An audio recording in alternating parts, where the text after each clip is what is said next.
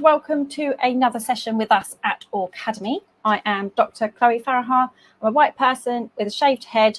I'm trying a nose ring at the moment for people who might be interested. And I'm also wearing a yellow and then sort of multicoloured dress because I'm roasting and this is really thin. Today we are covering anxieties. So not anxiety, but anxieties, because actually there's a lot of things that get classed as anxiety, but they all have sort of different potential origins and things. And so we're talking about also why are autistic people more likely to be anxious. Today I am joined by, I've got here Ben, Sai, Fiona and Mel. And if I can ask people to do physical descriptions. So I'm going to start with Ben because you're right next to me on the screen. So if you want to give me your typical explanation of what you look like. So for people who might not be able to see the screen, Ben is using a filter. He is currently on screen as a potato filter. Potato filter with a gaming headset and like a purple brick wall in the background, which is fantastic. Sai is also here as a filter. It's a very strange ostrich. It's this sort of ostrich with a strange sort of plains background in the sense of like, I don't know, African plains or something along those lines. And both, Sai says, this week to match this year's mood, I'm an anxious ostrich and it is not a filter, he says. So just as a reminder, because we embrace anxious autistic people on screen who are more comfortable using filters on so that they can be here. And if I can then ask Fiona, if you wouldn't mind doing a physical description. Yeah, hi. I've got a grey, greeny t-shirt on, and I've also got matching, well, it wasn't meant to be matching, but it is, head covering with kind of slashes through it, and I wear head covering most of the time, so I'm Orthodox Jew, and I'm biracial. I was looking at the white young man, so I was thinking, like, I don't describe myself as white. I'm half Sri Lankan and half Scottish, and I have an incredibly messy bookshelf in the background. Always jealous of a good bookshelf. To be fair, this is why there's a projector screen behind me, because if I take this away, it's like sensory overwhelm of just things and stuff. So that hides it. Mel, if you wouldn't mind doing a physical description. Sure. Hi, I'm Mel Houser. I use she, they pronouns. I am a white person with short brown hair with kind of flippy ends, and I'm wearing a teal collared short sleeve shirt, and my background is like I'm sitting crooked because that's how I usually sit, and I have like half of a teal wall and half of a copper wall behind me. Fantastic stuff. And so, like I say, we're covering anxiety today. I say covering as if we would be able to do it justice in one session. We can't do it justice in one session, but we're going to definitely start this topic. And the reason I wanted to start this topic as well is because Aucademy, we've been going since May 2020 and have never covered anxiety. We probably have talked about it in different ways, but never as a main session. And I was like, but it's one of the main things that autistic people experience. So we're more likely to experience anxiety and depression compared to non-autistic people. And that's kind of not always, but largely across the board of the autistic community. So we're going to talk a bit about why are we more likely to have anxiety. And importantly as well, when I do a talk on autistic wellbeing, what works, and I talk about the literature that's, you know, therapies and so on, trying to address autistic people and their depression and anxiety. Sometimes if the therapy's done a good enough job at being neurodivergent, affirming and appropriate, it might help reduce depression, but very rarely does it work on anxiety. And so we can talk a little bit about that. And spoiler alert, I think it's because our anxiety is based on real things and reality. Mel's like, in the affirmative as well. So that's what we're going to do. We're going to kind of pick it apart, and I'm going to try and ignore the chat box for now, if that's okay. But feel free. We can ask the question. If you'd prefer us not to read your comment aloud or pin it on the screen, if you could put that comment in square brackets. If you're okay with us reading it aloud, then don't worry about square brackets. So I think I'm going to ask. What does anxiety mean to you? Because it means so many things, and we're going to pick that apart because I'm going to show people the Diagnostic and Statistical Manual of Mental Disorders, and just what it says about anxiety. So let's pin that comment. What does anxiety mean to you in the comment section?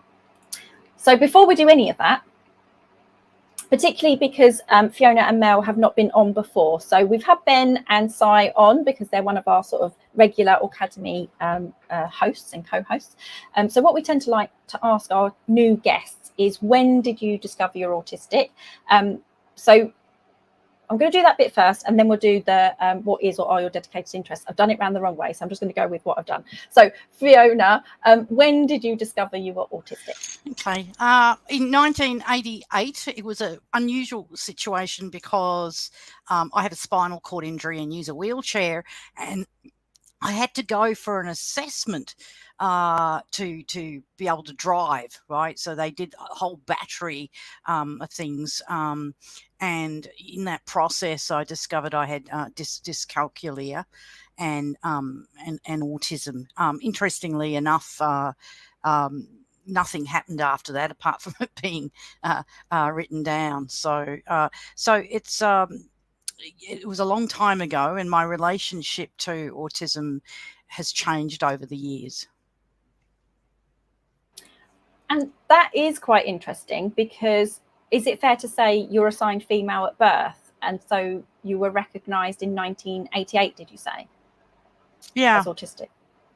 Yeah, because many of us end up being quite late diagnosed. Yeah, and I think the thing is, and it is a generational thing. I think you know, it was always like the difficult child, and I think for me that combined with the stigma of being absolutely poor at maths.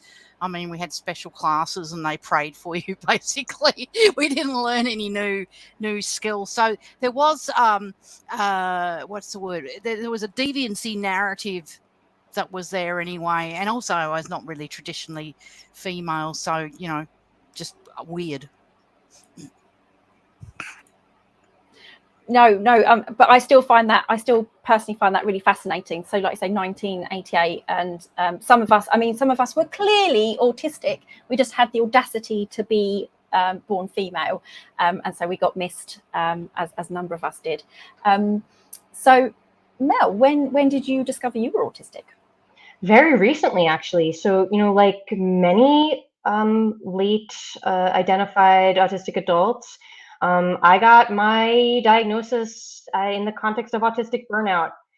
So I was 37 years old, and like I'd say, like the journey began upon becoming the parent of an autistic young child, and in the context of like learning how to be the best parent possible to my sweet little love.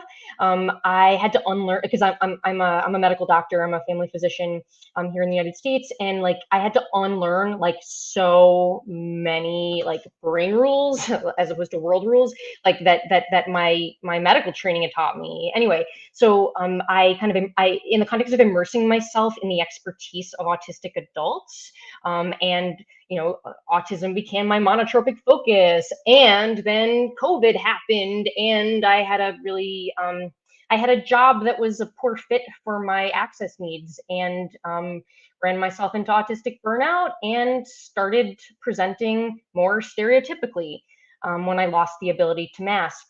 And I'm so grateful for that experience. It was really terrible, but like I'm so grateful because that was the journey to discovering my true self. And so here I was at 37. I learned for the first time I'm autistic, ADHD, dyslexic, dyspraxic, dyscalculic. Like, oh, that would have been good information. Like, anyway, so that, but you know, it and with a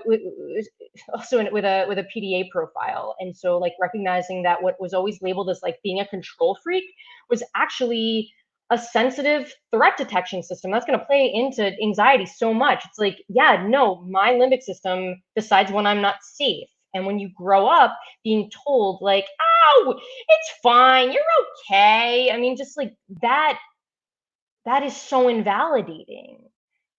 So anyway, I quit my job, now I have autonomy in starting a nonprofit organization called All Brains Belong that has, that provides neurodivergent affirming healthcare and community educational programming. And so like now I spend my whole day mostly with neurodivergent people, and lots of unlearning and unpacking of all the internalized ableism that so many late identified adults have to deal with.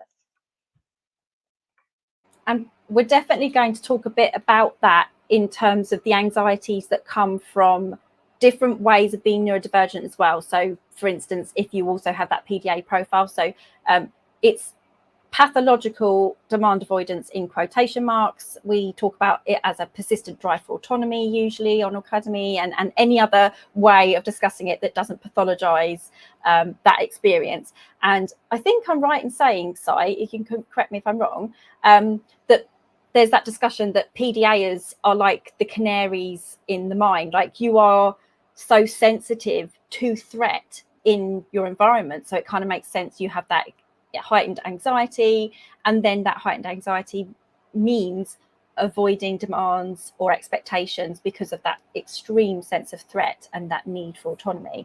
So we'll come back to that, because I think that's very, very relevant to the autistic experience, particularly when the person's also PDA. Can I just jump in there?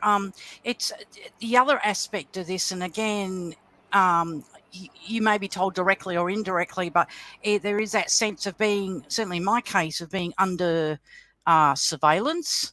And that was particularly when I had my daughter at 37. So I was 37 when I had her, and it was a whole range of disabilities. But the whole issue about, I was aware that there were issues around supposed fitness to parent. So actually, whilst I might have a natural tendency towards hyper alertness, that's needed even more, because you actually are under a level of surveillance. So there's a double standard that's there, and mine also was racial as well. So yeah, I just wanted to jump in on that, because we may have these kind of particular responses due to our autism, but it also is, there's a real world out there that is about silencing and controlling people who are different. And yes, we'll definitely bring that up, because we were planning on having another guest and they were too anxious to come on, which is absolutely fine. What I would like to do is still bring some of the thoughts that they had when we had like a sort of pre-chat, without giving their story, if that makes sense. But they talked about, which we need to cover, the intersectionality. So, if you're experiencing discrimination and so on. So I would argue that most anxiety responses, whatever they're called and however they're labelled under the diagnostic manual, are based on reality. I don't feel that the fault lies with us. It's always environment plus autistic experience equals the outcomes. That's Luke Bearden's very basic but very important equation. So yeah, absolutely, Mel, that's fantastic.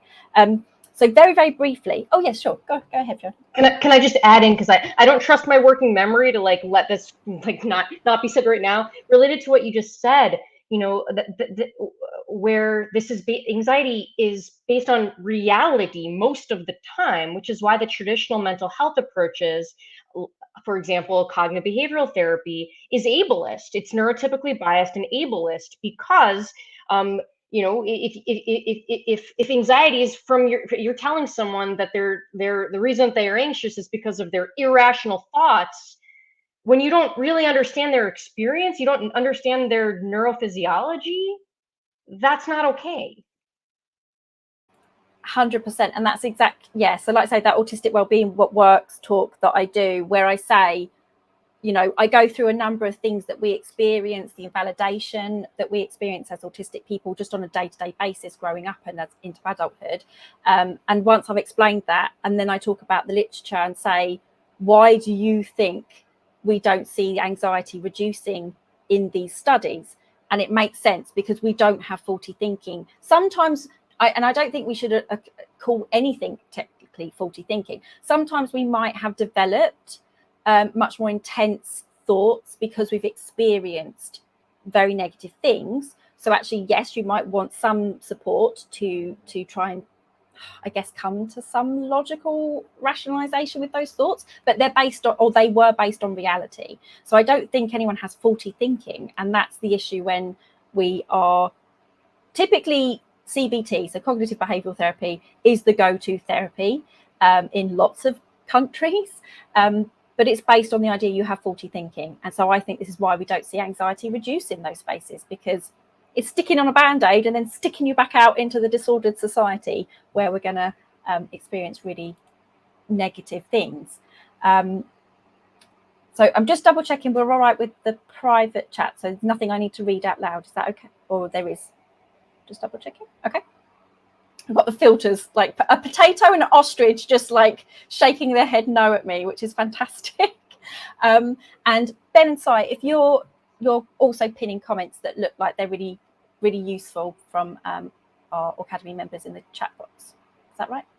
Little shakes. Yes. Okay. So what I think we'll do is what I'm going to do before I show the DSM to people is, for us on the screen, because this is what I've asked the commenters as well, is what is anxiety? Just a brief definition of what you feel encompasses this word anxiety. And now everyone's like, that's huge, that's huge. So anyone want to take a stab at what they think anxiety is? Sure, Fiona? For me, it's there's a hyper alertness. There's kind of like I'm expecting something to happen, and by the way, it's normally not positive stuff. Be nice if it was like, you know, you're going to get heaps of money or something, you know. But it is this, and it extends for me into almost like an outsider looking on the world. It's kind of like looking at these events around me. It's and one of the things I know we talked about before we came online is to find the words to because if you don't have the language for this, and also this sense of being stuck, you know, and you know, I had to keep reminding myself that being human means that we are in the present, and you know, depending on how you process the emotions that are going on, that's certainly for me, that some sort of intense anxiety within seconds can disappear, but it's how I respond to it. But I find it totally shuts me down, right? So and sometimes it's anticipatory anxiety. So I'll give you an example for people who need tangible examples. I've been literally housebound for 2.5 years because of COVID, right? I have a compromised immunity. And when I say that, I mean literally housebound. I mean, my daily movement is from the bedroom to the lounge room. That's really good exercise. But what's happened is, and I never had that previously, is I developed what I would think is an agoraphobic tendency. I've not been diagnosed, by the way, and I've got no interest in that, but it was kind of like you're in this prison. And I wonder, I often think about people in solitary confinement in this situation of going out, and I just couldn't do it. So I'd make these you know, like arrangements, because and that takes a lot of effort anyway as an autistic person.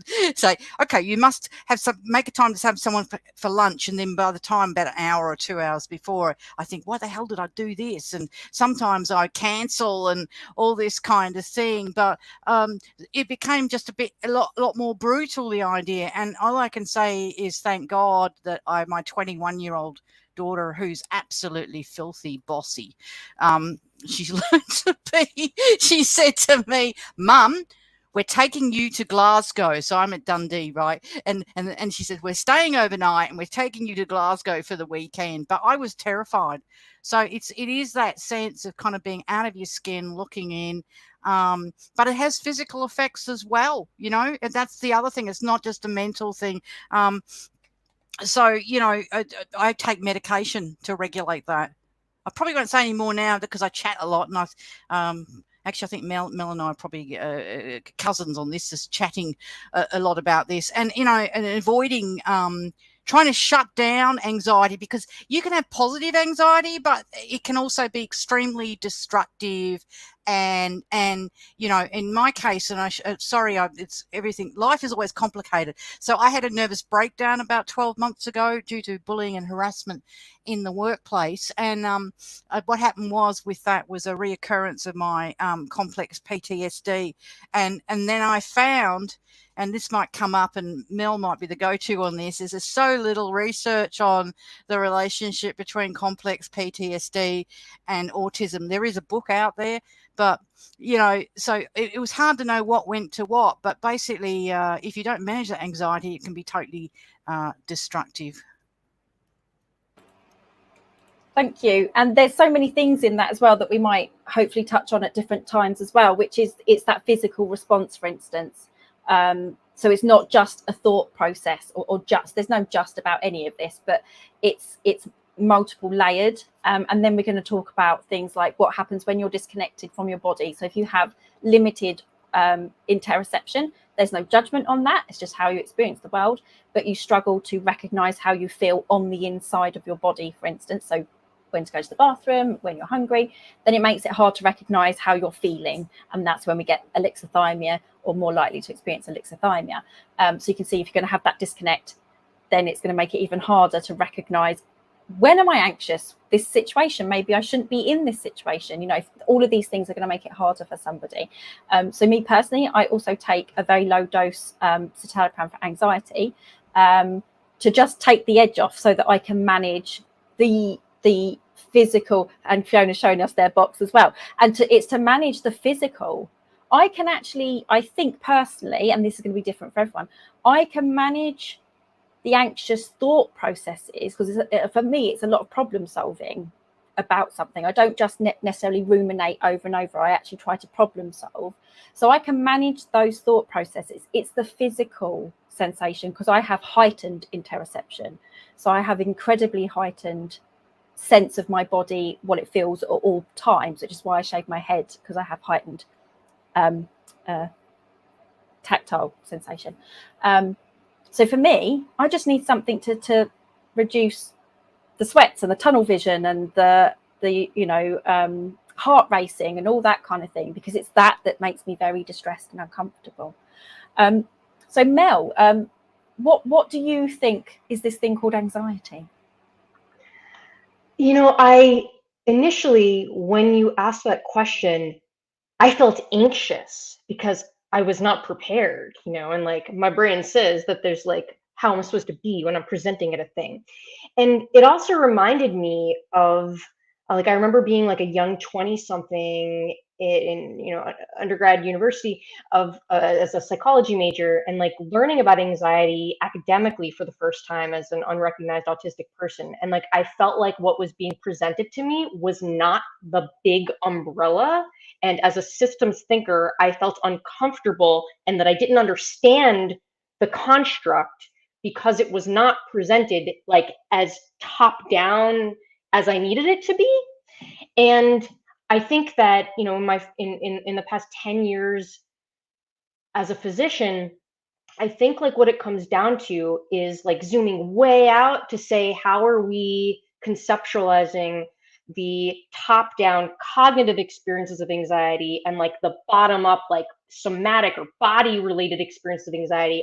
My long-winded answer to your question is, I'm going to say this is nervous system uneasiness, and the experience of uneasiness, which can include cognitive aspects of uncertainty or worry or like whatever, but also just like the nervous system's not regulated, and it doesn't matter why, top down, just there's this nervous system uneasiness, and which can be related to not only the top down interpretations of what's happening in the environment, but the bottom up experiences of someone's sensory processing experience, or like the executive functioning aspects of even organizing sensory input, like all this stuff that just kind of goes on beneath the surface that is contributing to nervous system dysregulation.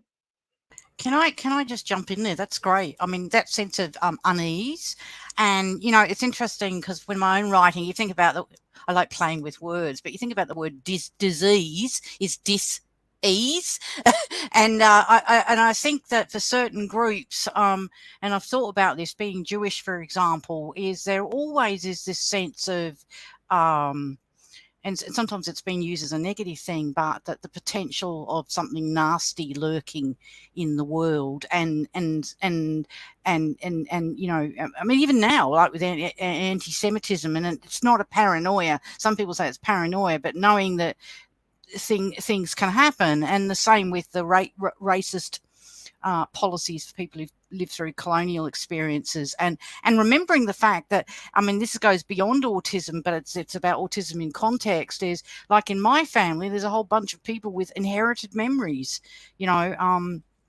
of racism, you know, and so I think that issue of being kind of, I love that, Mel, that issue about ease. And maybe that's something we can discuss later, because you know, Chloe, you talked about the non-medicalization. My own personal goal is, because I'm used to being weird, is just to have that sense of ease. I don't want to be cured, but it's that sense of peacefulness that's there. Thank you. And it does make me think, so I'm going to ask Ben and Sai as well their perspectives on what is this thing called anxiety. And it makes me think of something when we had Ben, Sai and Libby, they did their session on their experiences of situational mutism. And it was really interesting because a parent, I think, in the comment section asked for they had a young person who experienced situational mutism too. And they said, you know, what would you want from, say, the NHS, etc. And what was really interesting and important is both Libby and Ben said that they didn't necessarily want something for the mutism. That wasn't the issue. It was the underlying anxiety that drove it. So there's no issue when we need to conserve our spoons, to not use mouth words, and to prefer and find it easier to use chat box, for instance, and then work on the anxiety that underlies the mutism when it is driven by that anxiety. I think is really important. And something else, that thing about unease and trying to connect, like, when is this happening and why? Because I was having a conversation with somebody, and we were having a conversation about, what does overwhelm mean to you? So sensory, or, you know, autistic overwhelm, what does it mean to you? And they started talking about anxiety. And I found that really interesting, because to me, I'm not feeling necessarily anxious when I'm overwhelmed. I'm overwhelmed. It means I can't process, I can't regulate, etc., etc. But I do feel anxious at the idea of going into a space that's going to create that overwhelm, right? So I found that, you know, those sorts of things is really interesting, and that takes so much time and energy to try and work that out. You know, what does anxiety mean for you when you feel it? So Ben and Sai, either of you want to pop a thought in relation to what you think anxiety is? So Ben says, anxiety for me, recently at least, is more about fear. My body-mind will feel the anxiety in various ways to the point where I will avoid the situation causing it. So it's very much in the body. And Ben says, my anxieties make me feel trapped. I avoid going out because of the anxieties involved, but I'm also starting to get anxiety from being indoors all the time. So it's a frustrating cycle of being anxious 24/7. And I think Ben made that comment as well when you were saying, Fiona, that potentially becoming a bit more agoraphobic, that potentially you hadn't experienced before. So Ben certainly experiences that difficulty, I think. And Ben says, anxiety is very physical for me recently. I'd get an upset stomach or feel sick, and then my phobia of being sick makes me more anxious. So you can see all these different things. So when I show people in a second, and I'm going to go through the diagnostic, I'm not going through the whole DSM in relation to anxiety. I'm just going through their starting point before they actually list all the so-called anxiety disorders, where they list them basically. And it is interesting. sorry, 2 seconds. I was just going to say it's interesting, important that a lot of them overlap. You know, panic and phobias that Ben's just basically mentioned and things. Sorry, Fiona, carry on.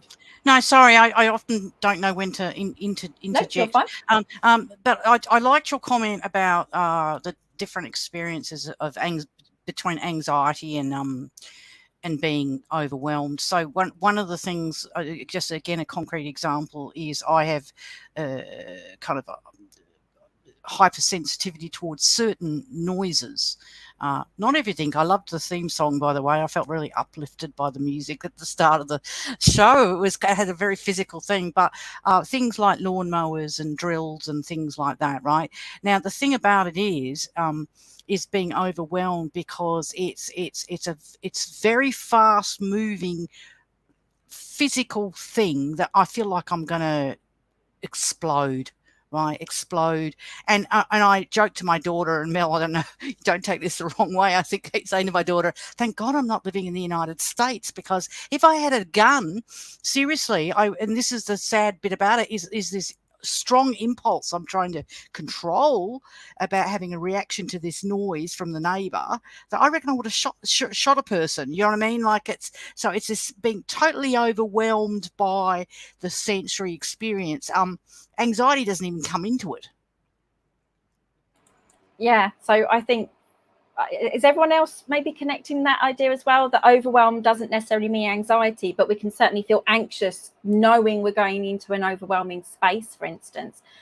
So for instance, Katie here says overwhelm can cause anxiety about how my overwhelm will be perceived, which just makes it worse. So yes, because lots of us as autistic people, we look weird in quotation marks when we're overwhelmed or having a meltdown or a shutdown. And so that's going to feed into an anxiety around that, I can imagine. So Sai, what does anxiety mean to you? So Sai says, constant invalidation from family and society in general creates anxiety around social expectations. Will I say something wrong, or will I get told off for being rude or facetious again? Will people be looking at me and talking about me? And this is really important, but this is what we've said now in different ways, which is that a lot of the time our anxiety is based on reality. And our reality, you know, if you went to a CBT therapist and said, I feel everyone looks at me weirdly and I feel that people are mocking me or XYZ, they might say, oh, let's investigate that, because that's, you know, I'm sure that's not the case. Well, actually, for many of us as autistic people, it is the case. And so our reality is that we are being perceived in these very negative ways, and that's going to create anxiety. So I then says, everything seems more difficult to navigate and I'm in constant meerkat mode, just waiting for the next attack of whatever it is that's lurking around the corner. So again, you're then, based on reality, you have anxiety about not wanting to experience that again. So that's going to, again, it's going to be a bit of a vicious circle. So I says, my anxiety crosses a multitude of experiences, but they are all linked in some way. I have social anxiety, exposure anxiety, which we covered recently with Bobby Ellman, because Bobby Ellman talks about this quite a lot, which is this idea of exposure anxiety, which is not quite the same as social anxiety. So if people are interested, maybe Ben or Sai could grab the link for people. So this idea of exposure anxiety. Sai also has quite intense rejection sensitivity, so the anxiety that comes around that, and so does Ben, I know, because we covered RSD, we covered that recently. Sai also experiences that sort of PDA anxiety. So again, that anxiety-driven need for autonomy, and also he also experiences generalized anxiety. It's difficult knowing which one is taking effect and for what reason. So this is why I wanted to cover this topic, because I feel like, oh, autistic people are always anxious. Yeah, but what are we talking about here? Are we talking about that person needs autonomy and they have the PDA driven need for, you know, for autonomy, and that's where the anxiety stems from? Do they have more of that social anxiety based response, and so then they experience situational mutism and so on? It's really important to pick apart. So then goes on to say that interoception, so remember how we feel on the inside of our body. POTS, which I can never remember, that's a very long phrase, Si. I can't remember what POTS stands for. And alexithymia. So POTS, I know, affects you, doesn't it, in certain ways relating to... Anyone want to help me here? Feel free to pronounce that for me, Mel. Yeah, sure. Postural orthostatic tachycardia syndrome. So it's a form of dysautonomia, which is your autonomic nervous system, like your automatic nervous system. That's either your sympathetic fight or flight type symptoms, or your parasympathetic, the slow down and rest. These things are dysregulated, and autistic people have more dysautonomia, including POTS. Thank you. And that makes a lot of sense, doesn't it? Because now what we're saying is if somebody experiences POTS, which, like you say, a lot of autistic people do, how do they know it's their POTS or they're actually experiencing a fight and flight response?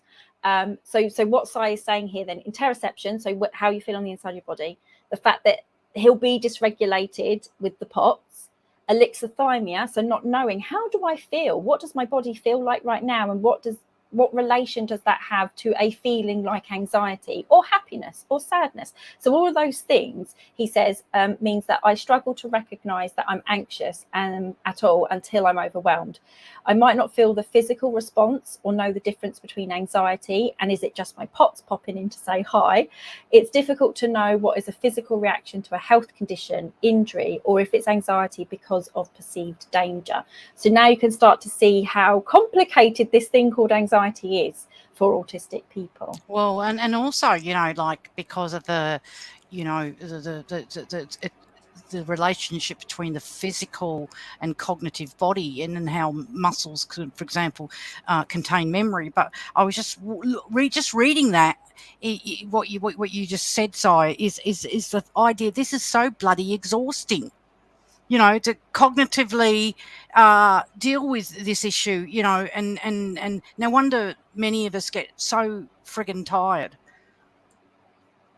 So not only cognitively, which is exhausting, but physically it's exhausting. If you're in that heightened sense of arousal, that fight and flight, you're more likely to get poorly. Si says very exhausting. Yeah, you're more likely to get poorly because you've got that heightened sense of fight and flight. If that goes on for a long period of time, it becomes kind of chronic, and then your body is like exhausted. Yes, Mel?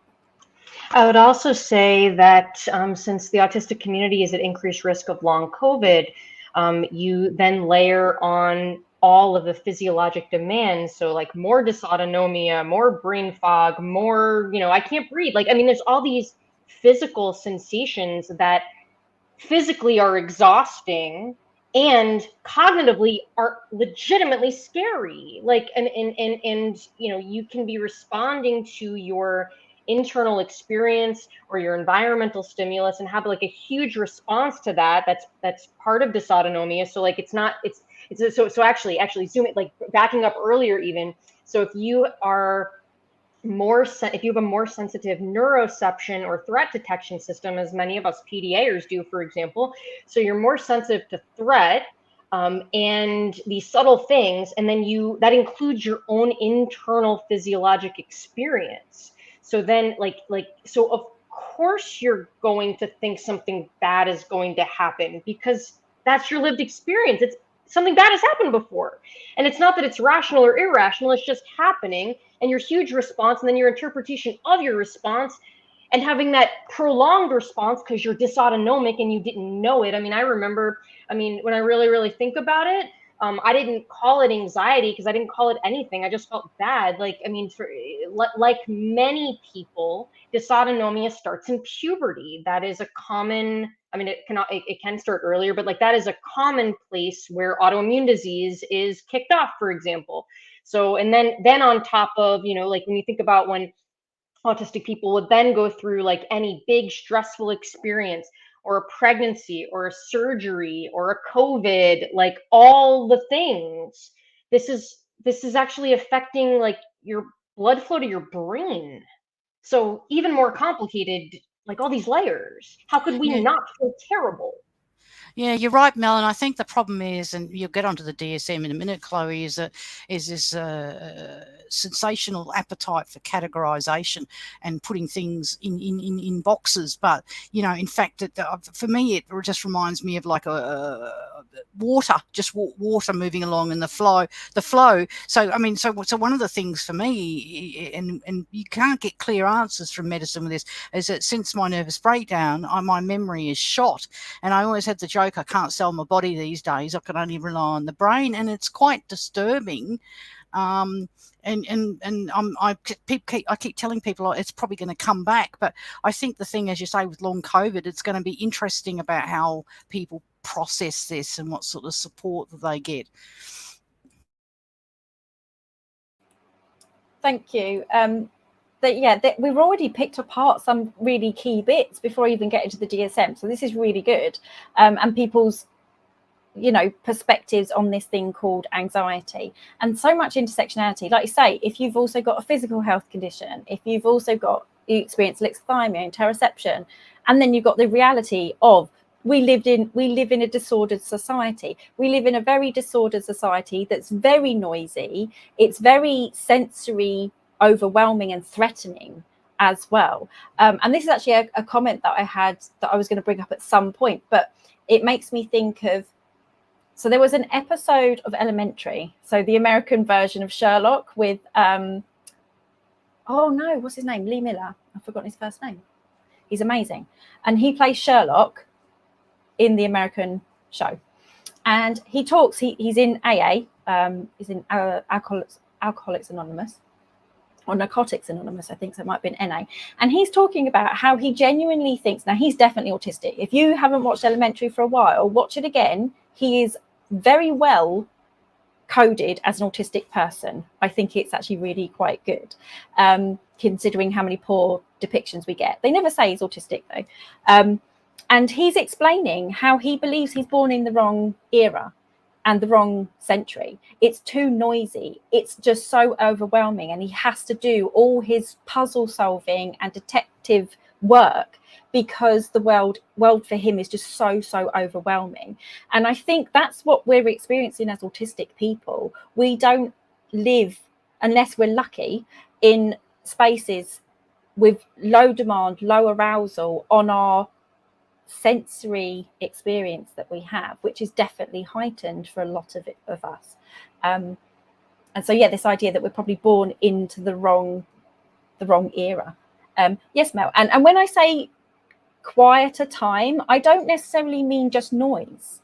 I mean the level of social that we're supposed to do, the level of just interaction with people, with environments and buildings and all this kind of thing. So when I say quieter time, I don't necessarily just mean auditory.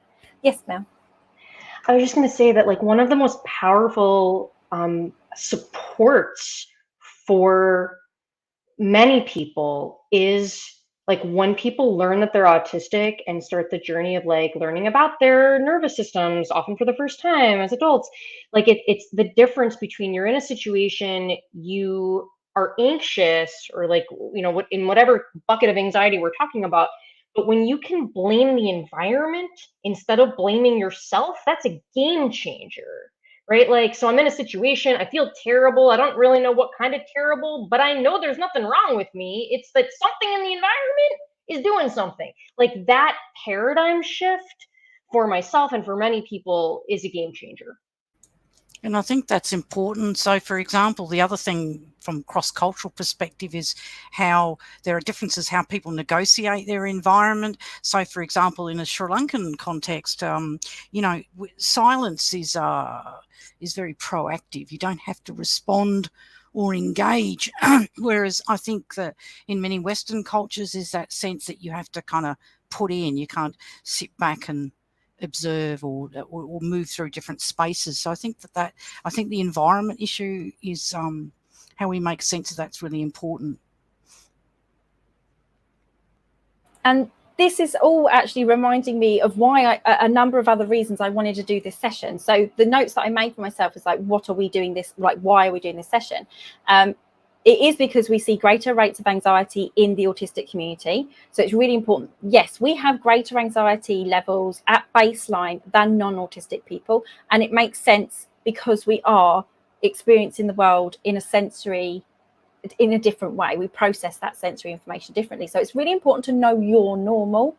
Like, what is my normal level of heightened arousal or anxiety? And then when that gets too great, you're like, okay, something needs to change, something's going on. Also, it's really important for what you've just said, which is about focusing on the environment and not that you're the faulty element, is a game changer and is really important, because many of us feel that we fail therapy, for instance, because your anxiety levels don't necessarily go down. And so that's really important to know, that our baseline is probably higher than the general population anyway, and that you might fail therapy in quotation marks because the anxiety you experience is based on reality, not based on faulty thinking. It's based on the environment is going to be the element that needs to change. So actually that's fantastic. That's brought me back to that key point that I wanted to bring up right from the start. So thank you so much. I'm now going to, oh, lovely, thank you. So I'm just going to double check that you see the screen okay. So I'm going to add this to the stream. There we go. So here I have, for people who might not be able to ever access these things very readily, the Diagnostic and Statistical Manual of Mental Disorders from 2013, so the version 5. There's not been that much change, I don't believe, in terms of the anxiety section in the revision that we had this year, but this is a version that I have. So I'm going to read the highlighted parts because obviously these chapters are quite long and I'm not actually reading the main descriptors. I'm just showing you the things that are so-called listed as disorders in relation to this thing called anxiety. And this also comes back to something that Fiona was saying about this idea of the issue with this boxing and categorizing, and I'm sure people will see, because we're a depathologized platform, that I have a lot of issue with the language that's used in the diagnostic manual. There's a big difference, though, from what we're talking about, from categorizing by sort of people who maybe don't experience these things, and they're looking at people who experience these things called anxiety, versus what we've been talking about, which is learning your profile, because that will help you. Am I experiencing, PDA-based anxiety? Am I experiencing situational mutism based anxiety, and so on? Might help you work out the things that you need, which usually hopefully will be about changing the environment if possible. So just that little caveat. So anxiety disorders, I'm just going to read from the DSM verbatim, just the highlighted sections. So anxiety disorders include disorders that share features of excessive fear and anxiety and related behavioural disturbances. I always like that when they're trying to explain this thing and then they don't explain it because they just use the word anxiety. It's like, okay, but you haven't exactly explained what anxiety is there. I'm going to try not to pick this apart as I'm reading, because otherwise we'll be here all night.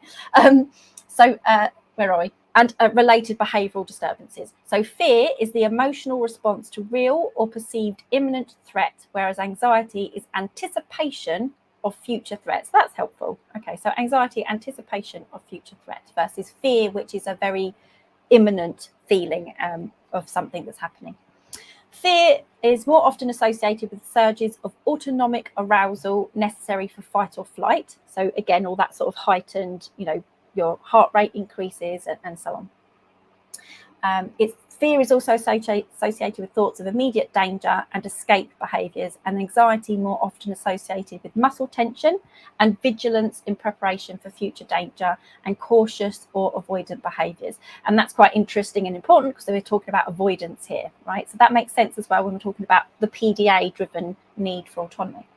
Sometimes the level of fear or anxiety is reduced by pervasive avoidance behaviours. So again, sounds very PDA, doesn't it? That we're avoiding very threatening situations.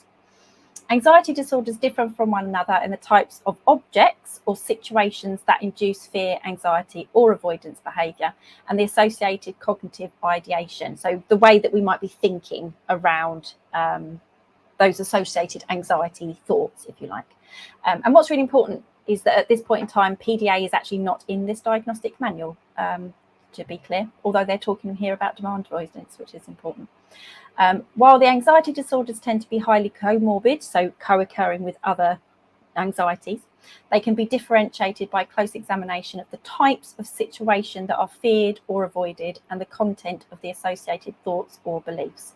So I'm sorry this is a little bit dry, but I thought it's important people will have this information. So since individuals with anxiety disorders typically overestimate the danger in situations they fear or avoid, the primary determination of whether the fear or anxiety is excessive or out of proportion is made by the clinician, taking cultural contextual factors into account. Now, I've got a little note down the side, and I'm sure if people want to jump in and pick this apart. Now, that section that I've just read is this idea of overestimating the danger of a situation that they are avoiding or fearful of, and that it is down to a clinician to determine whether the anxiety or fear is excessive or out of proportion, and it has to take into account cultural contextual factors. So my note I've made is that this makes a neurotypical assumption that anxiety is faulty thinking or behaviour, and this idea of excessive. So who gets to decide if it's excessive or not, particularly if we're saying a lot of anxiety might be based on reality. Now, I don't want to diminish that some people might experience, for instance, obsessive compulsive behaviours, which I'm going to talk about in this DSM chapter here as well, which might start from intrusive thoughts that maybe don't have a basis in a shared reality. So I'm not trying to diminish that some people might experience that and really want that therapy to help with that. But if a lot of our anxiety is based on reality, who's to say it's excessive? If we are wanting to avoid feeling distressed and overwhelmed and so on. So this isn't taken into account, for instance, that we also have autistic cultural context. So here it's saying taking cultural contextual factors into account. Well, that's not taking into account autistic cultural context, because we actually experience, for instance, trauma that might have been created by a neurotypical environment. So it's potentially not explaining that. Does that make sense to people, hopefully? This idea that it's not thinking about us as a cultural minority with our own experiences that will create an anxiety or anxieties when we're in a neurotypical environment. And there's some nods there. Any thoughts around just that bit? That bit really peeved me, which is why I got a note. Can I say, I mean, it's very rhetorical because, I've looked at issues of in my research around distress and anxiety in the Sri Lankan context, and even the concept of what a mental illness is and distress. And I don't think that the DSM, which is being pushed as a universal approach to things, really understands how this relates to kind of different cultural concepts of the self. Thank you. And Mel was also, I think, maybe had some thoughts or points. Well, first off, my PDA rages when I read anything in the DSM, pretty much. So there's that. It's really about the idea that there is a gold standard of like what is like how to be a person.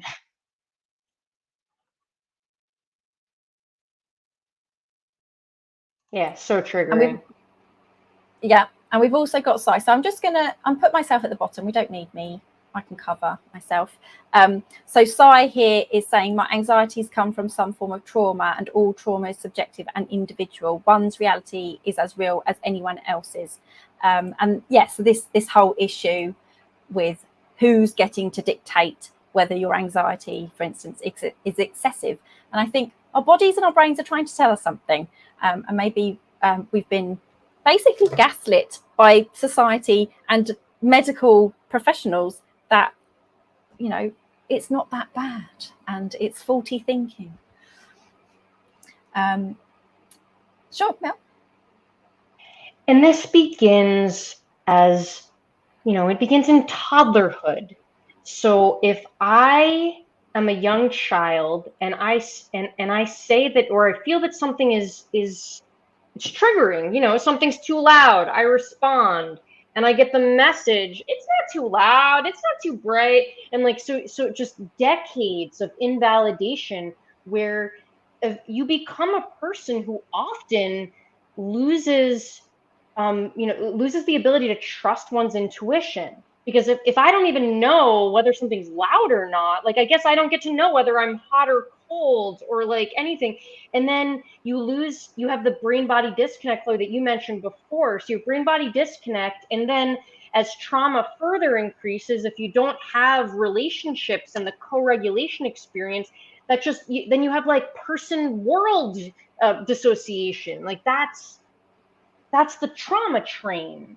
And anxiety is a driver of that, because how could it not be? And the idea is that, you know, when you think about the limbic system responding automatically to the environment, the limbic system for all of us is designed to keep us alive. It's designed to keep us safe. And you don't get to pick what triggers your limbic system. Like my 5-year-old, we use Dr. Dan Siegel and Dr. Tina Payne Bryson's model from the whole brain child of like upstairs brain and downstairs brain. So my 5-year-old knows that like downstairs brain calls the shots. And when downstairs brain is triggered, like we just have to support downstairs brain. That's all. Like you don't get, you know, and there are so many people, like so many of my patients, and certainly my experience is for myself, is that like you can cortically override your limbic system most of the time. But if you overly rely on that, if upstairs brain is constantly trying to overpower downstairs brain, you have a very uncomfortable life. And when you reach a situation where that strategy doesn't work, even if it works 95% of the time, that 5% where it doesn't work, you are up the creek. Because you have so much brain body disconnect that you don't have any strategies to be in your body, and you're just so profoundly dysregulated. Can I just add to that? It's very interesting in a cultural context, because you know, I've been looking at the concept of, it's called Lajabaya, which is called shame dash fear. Okay, so that's the dominant way that humans relate. And also the idea that it's not about, yes, there are individuals, but it's about your relationship to the collectivity. So the issue of what will people think is the norm. And you know, and what would be interesting in the context of autism is to see how it is calibrated differently, this idea of bringing shame on the whole network and the whole community. And children learn at a very early stage. I mean, one of the examples that I use in my teaching, because it's just a classic, is there's a woman who, anthropologist, Bambi Chapin is her name, and she talks about the fact of, you know, young children learning about how to regulate their behaviour through having tantrums in public, which get totally, which unlike here maybe get ignored. The child is actually supported in their tantrumness, but they begin to associate the fact that, you know, it's still it affects in terms of shame on the whole family. So the regulation of behavior is very cultural. We often just assume it's physiological. And Mel, you and I might disagree on some of this kind of thing. So for example, in Sri Lanka, there's a belief that there's no such thing as depression because all of life is suffering. Okay, so it's quite interesting now, paradigms that we use, and I'd like to see some really interesting work done around how neurodivergent people in different cultural aspects live with themselves. And I'm very interested in that. Actually, we've tried and I'll continue to try to have people from different cultural backgrounds, because I want to know how they experience being autistic in those other cultural backgrounds. Something that I wanted to add to both Fiona and what Mel was saying is, so like you say, that disconnect between how you're experiencing the world and how other people are telling you you are experiencing the world, and that invalidation. And I feel like we see potentially two different responses. So the autistic person potentially might keep masking and going into those situations that create extreme dysregulation, extreme heightened arousal, and just discomfort, and just keep doing that. And so they're going to be burning out all the time. They're going to be very distressed.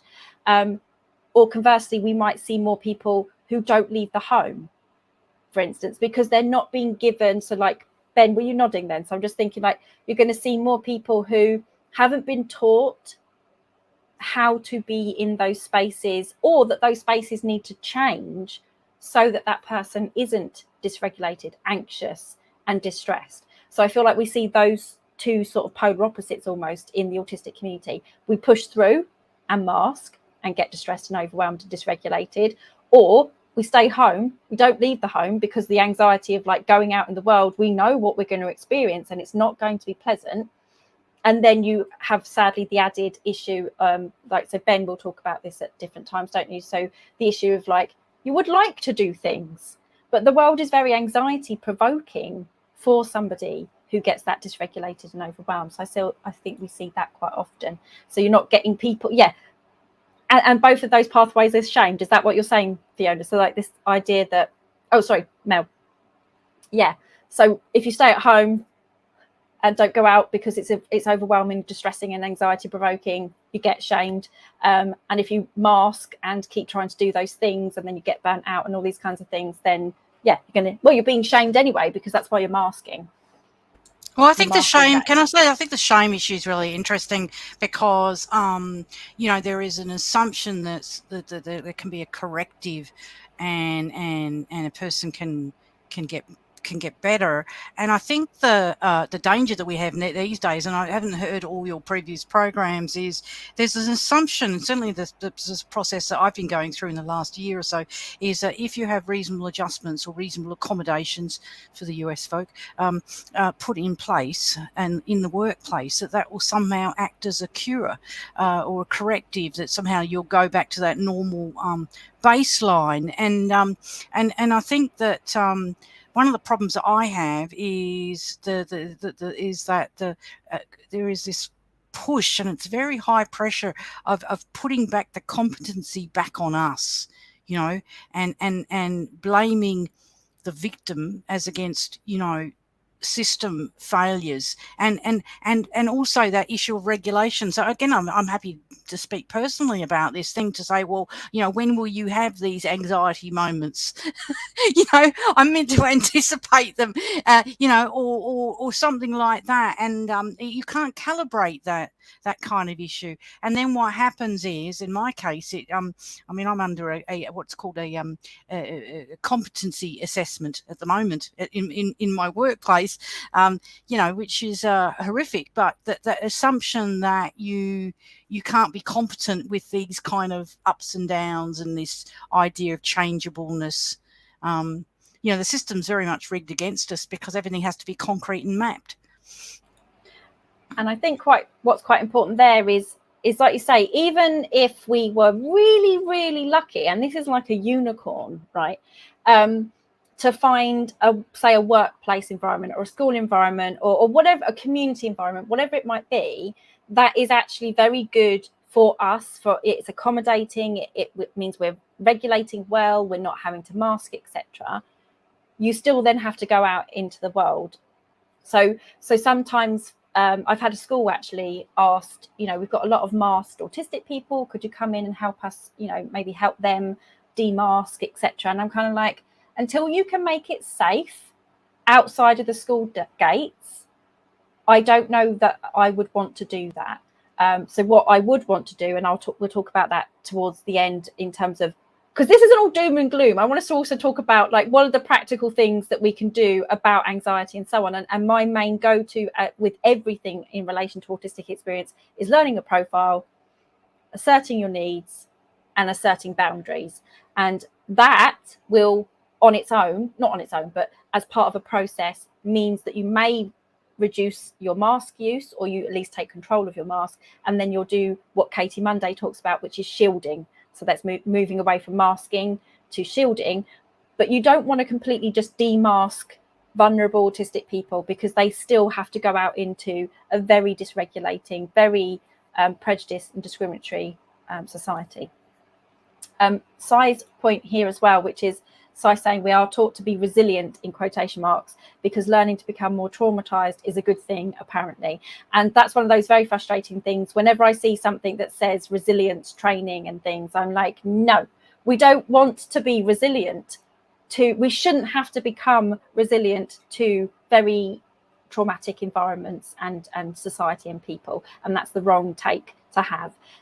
If you have a natural resilience, that's different, but this idea that we should force it, if you like, onto people is a very problematic narrative.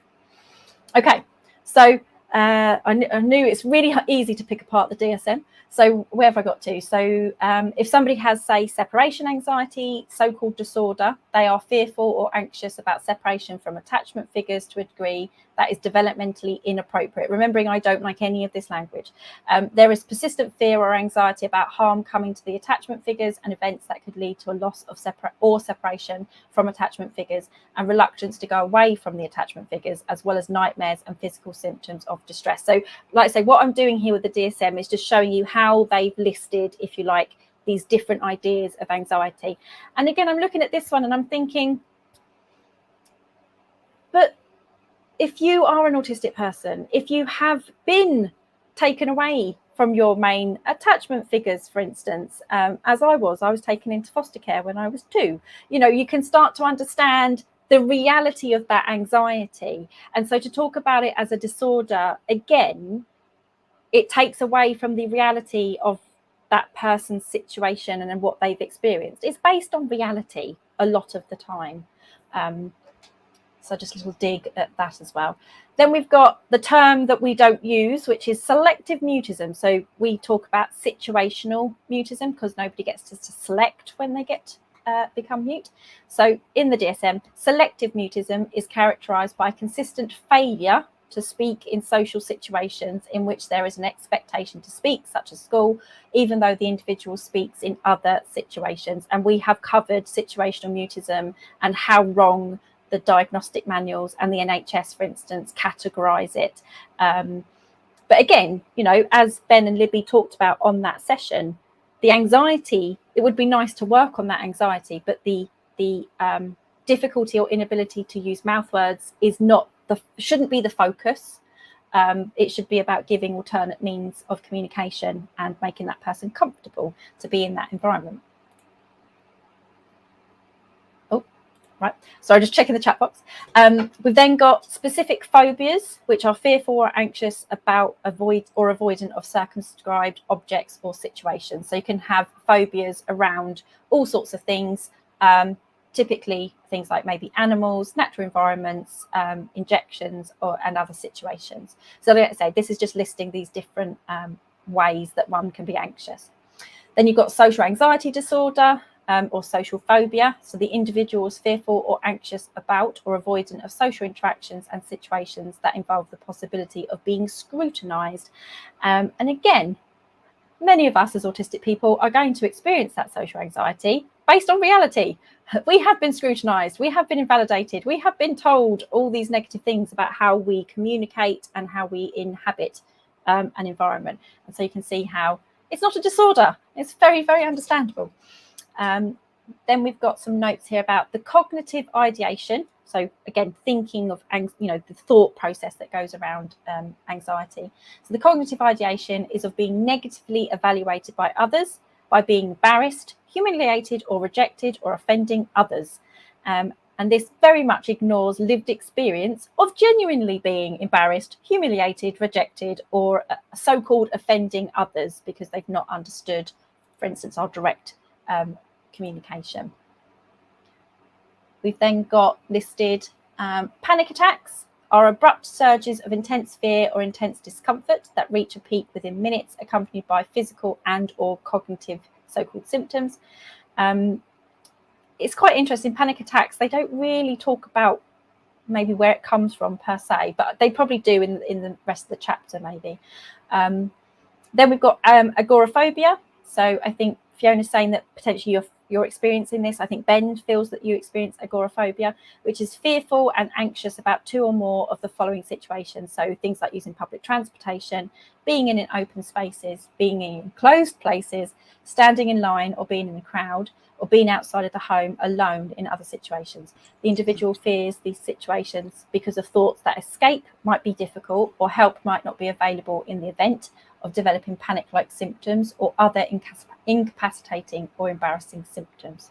Yes, Fiona. Chloe, can I jump in here, because I'm finding this very hard going through this, because, you know, as I said when I mentioned the possible agoraphobia, I have no desire to get assessed on that, you know, and I think, you know, it's the thing that concerns me is, you know, this is a violent system, because basically without diagnosticism, it's impossible to get access to services and get assistance, you know. So we're forced into these you know, anybody could have these kind of things, but and I know it's about persistent examples of this, but why do we need to you know, force it into a box like this? You know what I mean? Like, I think it's actually quite constraining.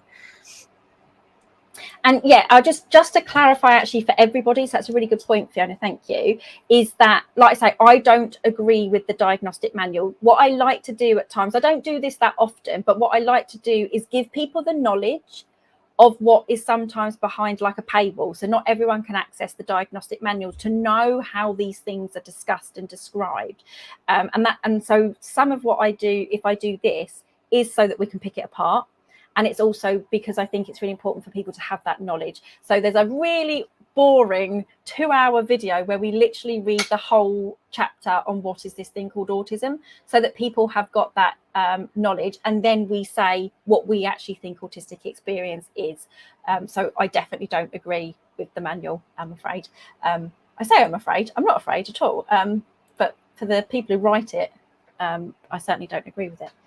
I think we're nearing towards the end of the main. Yeah, we are. So this is I just wanted to list how they think of these different ideas of anxiety, because there's certainly things in here that we would argue are anxiety based or a form of anxiety that obviously don't get listed because they're real lived experience and they're coming from our perspective. So for instance, like I say, this idea of exposure anxiety, which is not quite the same as how it's described in terms of social anxiety or phobia. So exposure anxiety as described by Bobby Ellman.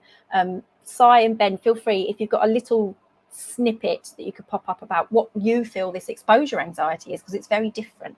So the last bit, while Ben and Sai may be thinking about that, is on generalized anxiety. So this is the idea that it's persistent and excessive anxiety and worry about various domains, including work and school performance, that the individual finds difficult to control. In addition, the individual experiences physical symptoms, including restlessness or feeling keyed up or on edge, being easily fatigued, difficulty concentrating or mind going blank, irritability, muscle tension, and sleep disturbance. And then I've put a note down the side, could actually be due to the disconnect between cognition and, again, how you feel on the inside, and if you struggle with alexithymia.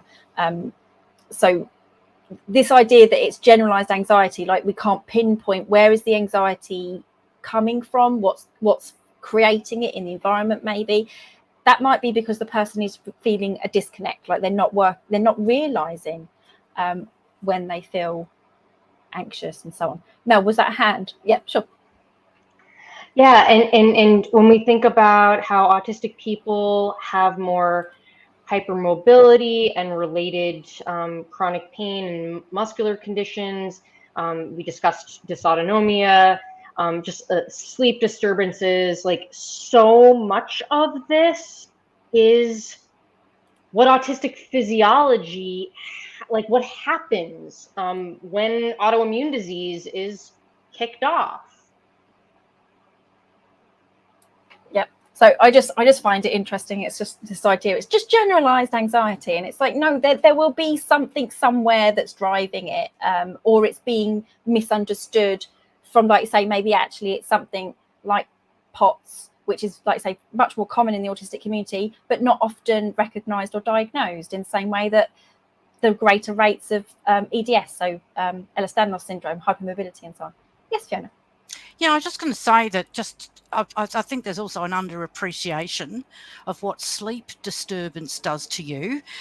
As somebody who suffers from extreme insomnia, which someone said to me yesterday that maybe the medication I was taking might be producing it, but that's neither here or there. It's the fact is that, you know, I might get 1 or 2 hours of sleep. Do you know what that actually does to you day in, day out? And so that can actually, filter into anxiety and other things about perception and tiredness, and it becomes in a vicious circles. And again, what's really interesting about this is the kind of options available for people who you know, have insomnia, for example, like no medication. Like I've been told, like, no medication. I mean, obviously there are all potions and things like that. But again, it's interesting that given the seriousness of insomnia on people's lifespan, it's not been given the attention that it deserves, and particularly looking at insomnia and autism. Yes, Belle. And I can also add to that autistic people have more sleep apnea, and sometimes insomnia is actually the presenting symptom of sleep apnea. And so, and there's also, you know, circadian rhythm differences. And even like when you look at, there's literature on long COVID in autistic adults, the mechanism, there's a paper that I'll pull up when I stop talking, looking at autistic adults and long COVID. The mechanism that was identified in a paper that came out last fall was actually melatonin deficiency. And so anyway, when you think about how like you zoom way out, everything's connected. So all this physiologic stuff gets worse in the context of sleep disruption. If you're melatonin deficient, you are going to have circadian rhythm disruptions and be at higher risk of long COVID, which is going to make all of your other things worse, because long COVID is essentially autoimmune disease that was kicked off by COVID. So really also we need, maybe a lot of our anxieties would be reduced if our physical health was understood better. Our physical health, you know, not this idea, you know, so POTS, and I'm sure, I don't know enough, but I'm one of those people who knows a bit of everything, but you know, things like EDS, all these sorts of things are going to have an effect on the feelings that we get when we have anxiety. So it's like, yeah, going to be misunderstood as just anxiety in quotation marks. So where I asked what exposure anxiety was, so I've got two responses here. So we've got Ben. Exposure anxiety for me is being alert whenever around people or in public spaces, constantly thinking, worrying about people seeing me and judging me, what I look like, what I'm doing, etc. And again, I feel like that's still based on a reality. So this is why it's exposure anxiety, not exposure anxiety disorder. It's exposure anxiety because potentially we have experienced that. We felt being judged in a number of ways. And then we've got Sai here. So Sai says PDA, exposure anxiety and hyperempathy, I feel, are all interlinked. And we've covered actually all three of those experiences. So PDA, we've done exposure anxiety and hyperempathy in different sessions. And so Sai says the hyperempathy causes exposure anxiety because of the PDA nature to feel in control. So Sai, can I pick that apart a bit? So the hyperempathy, so you're able to empathize with another person, and then you're going to be able to get an idea of what they're thinking and feeling, maybe towards you. And so then you're feeling exposed, your exposure anxiety is heightened. And then they're making expectations or demands or placed on you, even without maybe saying much. Is that fair, Sai? Can I get a nod or a shake? Or you're like, sure. Okay, thanks, Sai. And then, yeah, that need to be in control is all going to be underpinned by anxiety. It gives me a perceived sensation of being hyper aware of others and their emotions, leading me to think that they can read my thoughts and emotions too. It's excruciatingly exposing to have a demand to perform in some way, the possibility of making a fool of oneself, being judged or being laughed at, and that initiates a threat response in me. And Mel, did you want to speak to that? If I could just add to that super important comment. So the idea that thinking that someone can read our thoughts, how could that not be anxiety provoking? One. Two, when you are hyper empathic, you feel the vibe from everyone in the room. You can walk in and so for anyone, neuroception is like safe or not safe. And for those of us with hyper neuroceptive sensitivity, we can pick up that vibe that feels unsafe, and we're not wrong. People, would tell us that we're wrong. There's no evidence. What's the evidence that the people are judging you? It's like the vibe. I feel it. I can tell. I walk in the room. I'm autistic. Like I feel the things. But that vibe thing is not that so for my 5-year-old and for like a lot of my young autistic patients, they all think people can read their minds. I remember as a kid really thinking that people could read my mind and that I could read other people's. You're told you're paranoid. Yeah, absolutely, Fiona. But really, like there's a difference between reading someone's mind and reading someone's vibe. Either way, it's rational and it's real. But like that thought, like that's where cortical override of the limbic system, like that's an actual, I think, useful skill for anxiety of like, they can't read my mind. I can't read their mind, but I am picking up a vibe and it is real. Yeah, because I would be like, I don't know, just thinking really random thoughts to be like, there's no way they know exactly what I'm thinking, which is like pygmy banana hammock or something. I don't know. Just like make up something really random. I've got a thought around that and I need to get it back. So I just need to, because what you were saying, something here, being judged, picking up the vibe. Okay, thank you. Right, I've just had to replay the movie that's in my head because I'm a hyper fan, so I can get it back. So my housemate a long time ago, maybe like a year in, and I literally just looked over here at him. He wasn't doing anything. He was like just sitting, doing whatever he was doing, and wasn't talking. And I was like, why are you thinking about cats? And I just, because we are observers, we pick up patterns, not all of us, okay, so I don't want to be a stereotype of, stereotyping everyone, but I am a pattern spotter, and some of that is about survival. So, okay, it can sound like a cliche, it can sound like a stereotype, but some of us become pattern spotters for survival reasons, because if we pick up the patterns, we have that heightened arousal to avoid dangerous situations, for instance, and then it just becomes your norm. So and he was like, how do you know I'm thinking of cats? And I can't remember now, but there was just something about his movements or something that he was doing that I could read his mind. Not exactly, obviously. And I've had that at other times. Same person and I knew him quite well. So it's the same person in a car, and he had this face on him, and I was just like, right, who are you beating up in your mind? It's either a member of your family or a politician. And he was like, blooming Theresa May or something like this. And I just got to a point that you can recognize what that person is thinking. And so, yeah, I can imagine that. I don't think I experienced that exposure anxiety the way it's described by Ben and Sai. But I can certainly think that, yeah, we pick up on those things that then you might feel that exposed. Because I wanted to flag something Ben said. Where was it? Here. So Ben says, being told people aren't looking at you or judging you, in quotation marks. One, how do you know that? So how do we know that those other people aren't looking at us and judging us?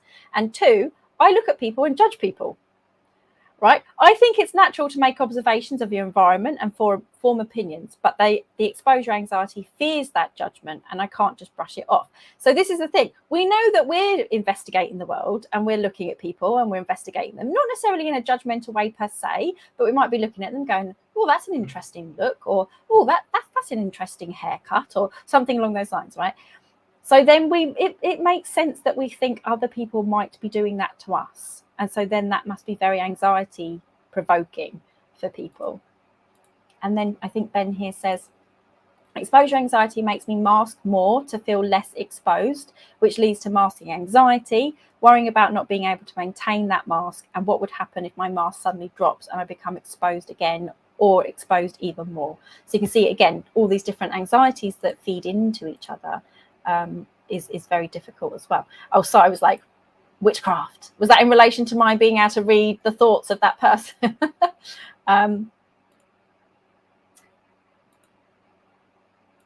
So where are we? The time is 20:34.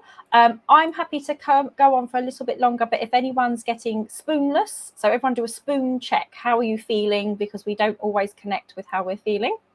Fiona's like, okay, well, if you feel that you need to dip out, that's absolutely fine. So that was the DSM, the very dry. We've kind of talked actually quite well, I think, about what we think anxiety is. And I think we've covered a small number of things about other experiences that are anxiety driven or related to them. So we've talked about demand avoidance, that need for autonomy because of the real anxiety that you feel if people are putting expectations on you. So we've talked about that. There's nothing about sensory anxiety anywhere. So the only work that I know of that talks about sensory trauma is Emma Reardon and colleagues, and we've had Emma on before. So there's next to nothing.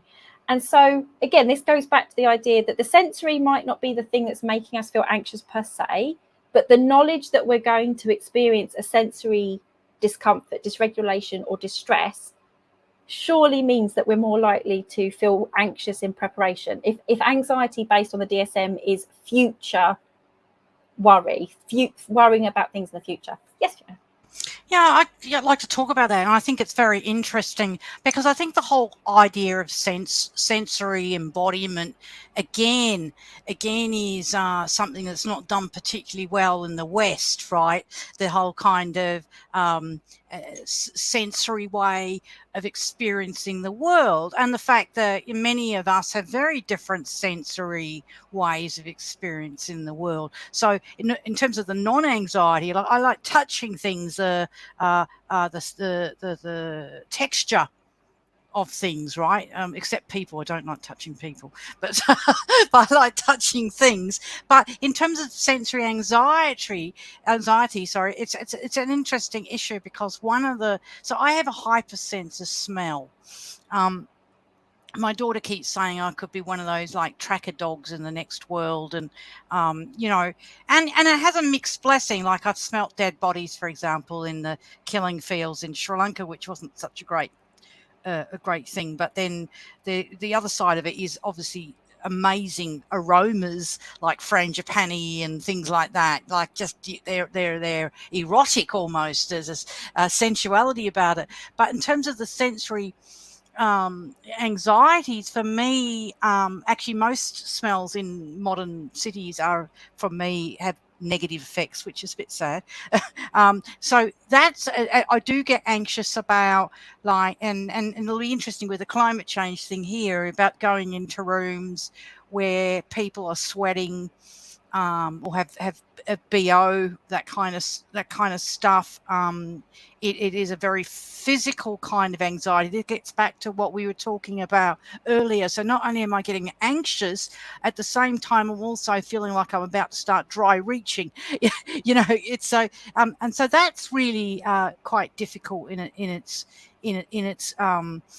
self. And the same with that. We talked about the noise thing earlier, and I think that's interesting, and it would be good to look at how the noise experience with COVID, because remember, the animals came out, you know, how autistic people experienced, you know, the noiselessness, or maybe different noises. But yes, it's anticipating it, but it's also, I don't know, again, for me, sometimes these things happen spontaneously. Like, I don't know when they're going to happen. When does something go from being a neutral smell to being a horrific smell that causes anxiety? So usually one is caught unawares. You know what I mean? So, so yeah, I think it's a really important thing. And I found, in terms of the positive side of it, I think what's really great is if we have more spaces that, you know, autistic people can talk about this stuff. And again, it's not just about sharing information; it's about finding new language to speak about these kinds of things. And people are obviously more than welcome. Come talk to us and come tell us about those experiences. And I've got here as well Katie. So Katie's saying that so much sensory trauma is interpersonal too, because like you said, even you were like, well, I wouldn't touch people though, because we have that very visceral response to certain things we know cause dysregulation or distress to us. So it makes sense that we're going to be anxious because we don't want to experience those things. That's real. That's okay that we feel that, in the sense of your body is telling you something. It's whether we can pick up on that, because of, again, if we're disconnected from our body and the way it feels, and whether we can develop the tools and the boundaries so that we don't have those, that anxiety isn't coming to fruition in the sense of I'm anxious in advance, that I'm worried I'm going to have to shake hands with other human beings at this meeting that I've got to go to, for instance, to an example. And then this is where I say it's important to recognize that about yourself.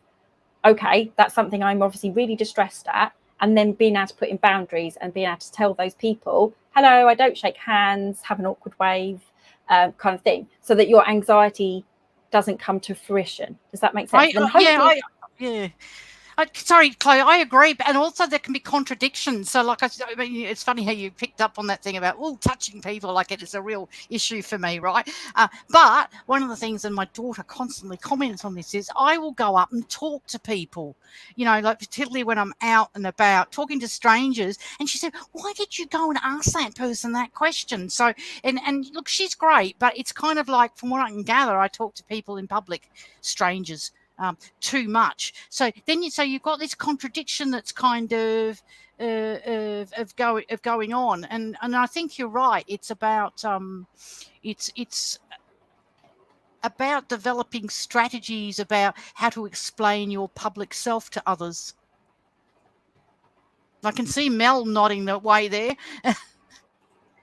I nod my head too vigorously, because I'm hypermobile and I can't feel my face and my head all the time. Anyway, but what I would say is that it's about developing language for how to describe your access needs to anyone. So, and like what I do all the time is, and of course I would say that, like, I have a lot of privilege that I have my own business, that I like am pretty much interacting with the people I want to be, that it's safe to be unmasked around. But I would say that, like, the language that I use and that I model for other people is like, I have the kind of brain that X. So I have the kind of brain that has a hard time with loud sounds. I have the kind of brain that speaks in monologues and cannot listen to monologues. So, like, you can think about it as a contradiction, but like it's not. It's just that they're like different parts of the brain. But that's where the internalized ableism comes in, Mel, is like, it's whether you think that your particular approach is problematic, or whether you own it and actually can celebrate that approach. And that is a difficult thing. So look, I think Fiona, you used the term like your public sort of, you didn't say presentation. I can't think what the word was. I just talked about public self, because I mean, and it's a really important thing with autism, because, you know, a lot of people say to me, oh, you don't look autistic, or you know, or you don't act that way, and they've got no bloody idea. Scott, sorry about the French. It's about what is happening internally. They've got absolutely no idea. So I think there is this public self. We do have a wee bit of control of how we can shape and mold our public self, recognizing it's probably somewhat inaccurate as well. I say I don't often. I'm a very openly autistic person. If anyone doesn't know I'm autistic, then they live under a rock. And so I very rarely get that comment of, you know, you don't look autistic or any of that. And I really can't decide if that's a good thing or a bad thing, or how to take that. But well, I think that would be good. Yes, Chloe, I think that would be really interesting to explore, even outside of maybe another forum, because you and I both are, you know, surrounded by academia, and I think it's this idea about what the perfect body, and when I use the word body, I'm using mind as well, of an academic is, or you know, and I think for me, it's a sense of, well, how did you get this far? You know, and you're autistic as well. But, you know, I mean, I get it for other reasons, but I think, to be honest, I think it's also some of it's a backlash, this idea, and you're probably more familiar with it than me, is that some people are saying too many people are getting diagnosed with autism, and they haven't got it. So it's the fakers. It's the faker kind of ethos. Do you understand what I'm saying? Yeah, which is also nonsense anyway, because when we look at the statistics of those who are misdiagnosed, it's like a drop in the ocean, and we're more likely to be misdiagnosed with something else. And my argument would be, well, so it's going to be in a very expensive book. I'm very sorry, everyone, about that. It's going to be in a very expensive book. Sometimes academics, when you email them, will send you their chapters for free. I didn't say that. So I wrote about, which is going to hopefully come out at the end of this year, basically how we need to move away from pathologizing autistic experience, because there's loads more of us when we recognize we are not a disordered community. We are an autistic community of human beings, not people with autism spectrum disorder. That's just me on my soapbox. So we're going to be recognizing far more of us. I guess also in terms of, very briefly, in terms of academia, you know, my role currently as the postdoc that I'm doing, I was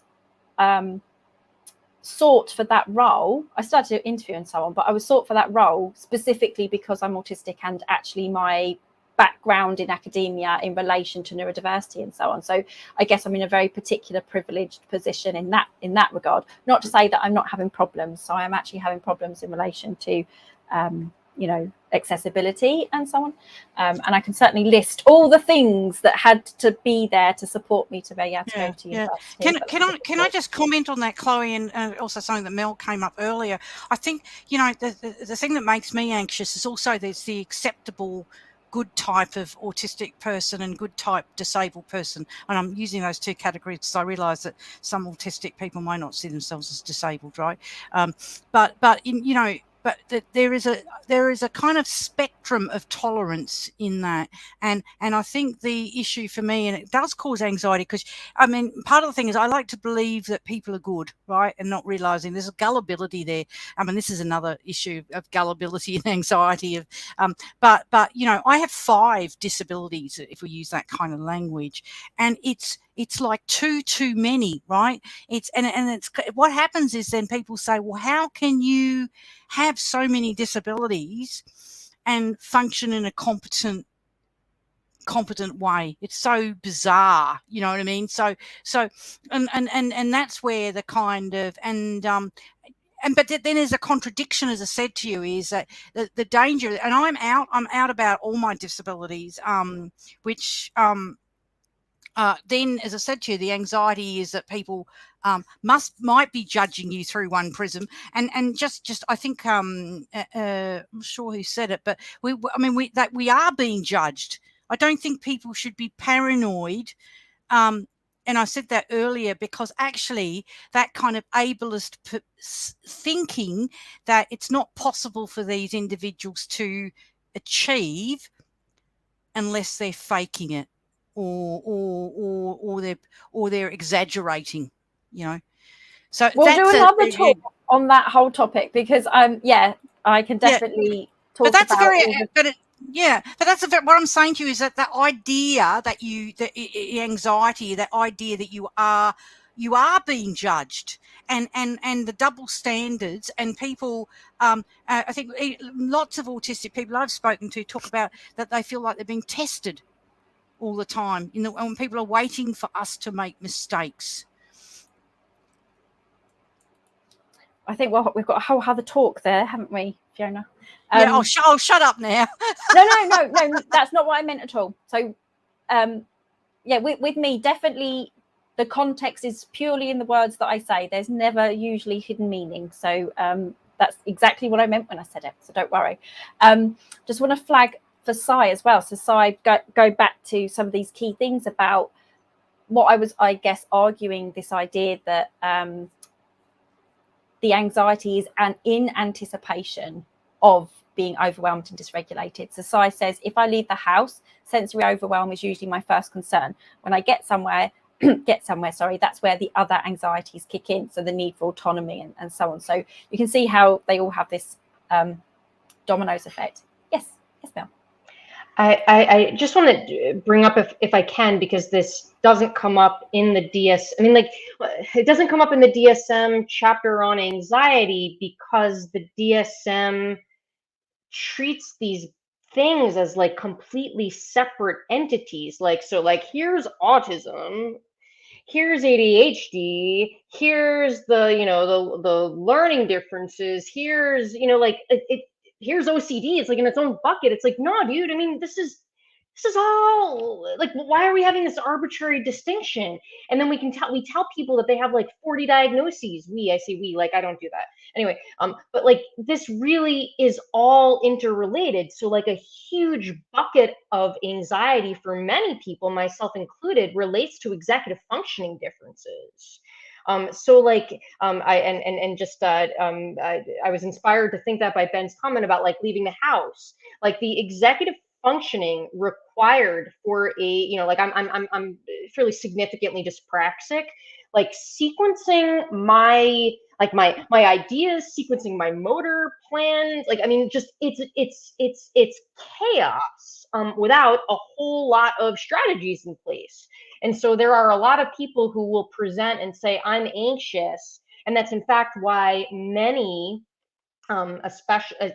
especially those who are assigned female at birth, who are diagnosed with anxiety disorders, when like they're actually autistic and ADHD. And so like that's really important too.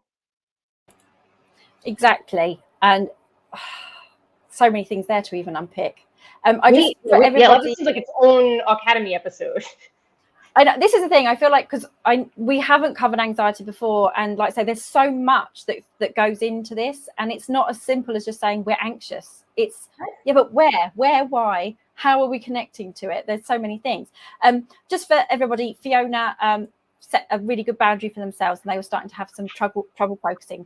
So they disappeared for the rest of the session at the moment, which is good boundary and asserting your needs. This is why I always ask people to also do spoon checks, because we're not always that good. We get very monotropic flow and inertia because we're really interested in things.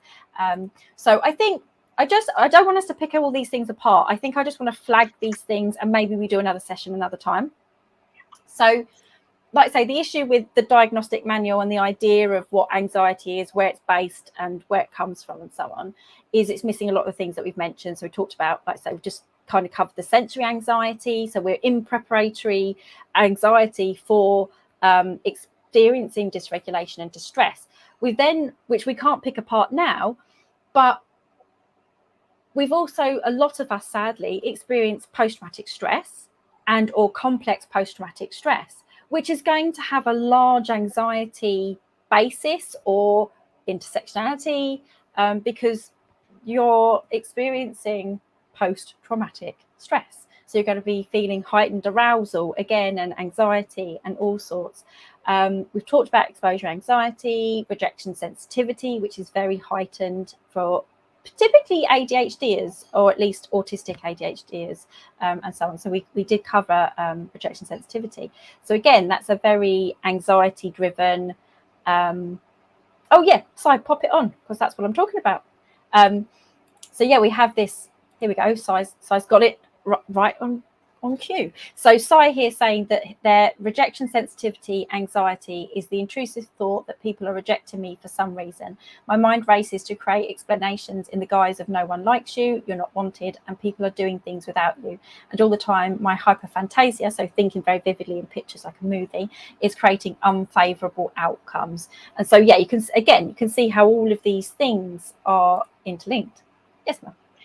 And if we have brains that derive safety from systems, we are building systems all the time based on our lived experience. And so like, Si, how could you not be creating systems like that? And how could you not be creating the worst case scenario thoughts and movies and all the things that I do also? Because you build the system so that you can prepare how to navigate it. Because we definitely built into most of our systems is that it sucks to be in a situation that you don't know what to do in. So if you build the system of creating it, like somebody could call that anxiety. I call that like proactive problem solving. And anyway, and I'm going to drop a link in the chat of one of my favorite articles by an autistic mental health therapist, Sunny Hallett, about loops of concern, about how like the traditional thing is to like tell people to stop thinking about the thing that they're ruminating about. But this approach is like, no, go ahead, stay with your loop, because it is your loop. And like, I mean, and there's a whole like brain science aspect of this, which is like, you know, the disinhibition that autistic people often experience. You can talk about that for a motor movement, a speech, it's a thought, like it's just, it's a loop. Looping happens. And actually, we should really have Sunny on at some point. So we've had their partner on discussing monotropism, and I'm definitely interested in Sunny's perspective as well on mental health, because that's my interest, that's my sort of background. So I'm just going to flag, so Google Sunny Hallett and it's loops of concern. I flagged that. And Sai here saying being monotropic, I get stuck in that thought and flow. So it can be a little bit of a vicious cycle, I know, when it comes to rejection sensitivity. So I've just Googled Sunny Hallett, loops of concern. Hopefully I've spelled their name correctly. I think so. And the article's in the chat too. Yeah. I just think if people want to read it off the screen, because they're not in the comment section, it's not very easy to read and type or pick up. So, yeah, so rejection sensitivity. I've got a little brief just mentioning OCD. You know, if you do have obsessive compulsive needs and behaviours, and picking apart, are you just having autistic need for repetition and sameness? And I argue the way you might be able to pick that apart is typically if it's the autistic need for repetition and sameness, you derive regulation from that, or enjoyment or joy, and it doesn't stem from intrusive thoughts, and that's how you might pick that apart. But obviously that obsessive compulsive activity stems from an anxiety around those intrusive thoughts. So it's usually around worrying that, you know, family members maybe are going to die, and so on and so on. So there's an anxiety there. So I just thought, you know, flag that one. Also importantly, I'm not going to go into detail because again, we haven't got a lot of time, but side effects of certain medications, illicit but also prescribed. You know, some of us take medications for other things, and those medications have side effects that actually heighten those senses of arousal or anxiety. And so again, are we feeling anxious because we feel anxious, or are we feeling anxious because of a physical, like a medication that you're taking, or a physical health? Mel, did I catch a little hand? Yeah, I just wanted to mention, because I think this is pretty common. Many people, when they are prescribed medicines that address some of the biochemical aspects of anxiety, for example, low serotonin, which is really common, sometimes part of the anxiety, which is like urgency. A lot of ADHDers are like urgency dependent to initiate things. And sometimes when that urgency is gone, people's discomfort or overwhelm or unease or whatever you want to call it that relates to the loss of that urgency. Like that's how I got my ADHD diagnosis, for example, because I was an anxious urgency dependent initiator. Any thoughts for that as well, Ben and Sai? I feel like Ben and Sai are also grabbing lots of links for people. So people are asking about, are there any particular articles around certain things? If we don't have a video on it, we don't tend to do articles, we tend to do videos. But if we don't cover it, Neuroclastic probably have. So Neuroclastic are a really good source of neurodivergent-led articles on all sorts of things. So feel free to go over to them. Somebody just said that's the ultimate loop. I was going to say, Ben, what was this related to? Just anxious about anxiety? Were you just being funny, or was there like something that spurred that on? The whole thing, just everything that we're doing is making anxious because we're talking about anxiety. Fair enough. So what I because we've talked about so many different ways that one might be anxious. And what I've done is I've said to myself, this equals, like, all of these different things ultimately are about a threat to the self in relation to sometimes specific things, but other things. So a threat to the self in relation to the environment.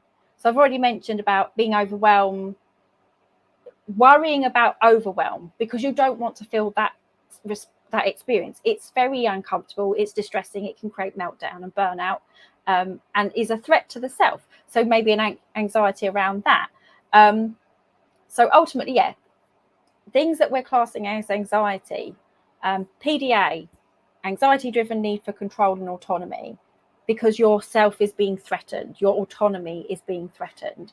What are the others that we've mentioned? So many different ones, but sensory anxiety we've kind of just covered, I guess, in terms of talking about overwhelm, exposure anxiety. So, you know, social anxiety, your self is threatened. Who you are is being threatened because maybe you've been invalidated, maybe you've experienced interpersonal trauma, and so on. Oh, interesting. Okay, executive function related anxiety. Do you want to speak to that, Mel?